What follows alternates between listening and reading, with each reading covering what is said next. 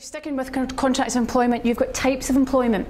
Now, most individuals, when you say what types of contracts of employment do you have, predominantly they say, well, you've got a temporary worker and you've got a fixed-term permanent employee, and that's it. Well, in actual fact, your contracts of employment, whether they're permanent or on a temporary basis, the provisions within that contract and the main clauses within that contract wouldn't be different. Where you have differences within your contracts of employment is if, for example, you have employees on zero hours, or they're casual employees. So you do not guarantee them any set amount of hours per week, per month, for example.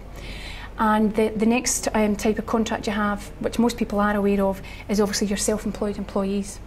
If you have any employees on board that you're employing them as a consultant, as a self-employed basis, and obviously that is where they're responsible for their own sick pay, their own holidays, etc. What you have to ensure is that your contracts of employment actually reflect the true nature of the individual's work. It has been known, and it's a very contentious area of law, and I believe it will remain a hot topic within legislation, the true reflection of an individual's contract of employment, specifically for a self-employed worker. It does not simply come down to whether or not you pay their holidays or you pay their sickness, or indeed the obligation of a self-employed worker.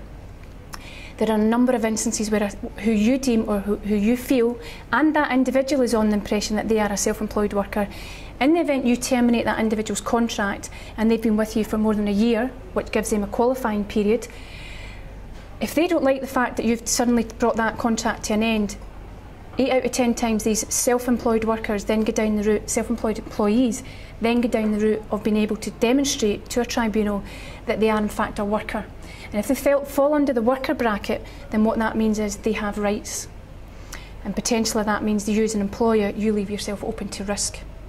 So and the most important part of your contracts of employment when you're pulling them together, that they are there to identify the rights and the responsibilities between you as your employee and your employer, that you have implied rights, you're aware of those implied rights, there is a legal precedence for implied rights, and that implied right and the legal precedent is about mutual trust and confidence.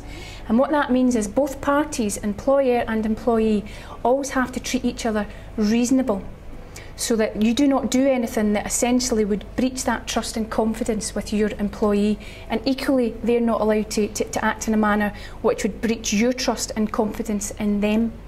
And if you do so, or they do so, then you've got a breach in contract. Your contract should be explicit, you write down clearly what those rights and responsibilities are, and you ensure that your standard contracts of employment mitigate your risk as an employer, and that those contracts of employment truly reflect the relationship in which your employees are employed by you.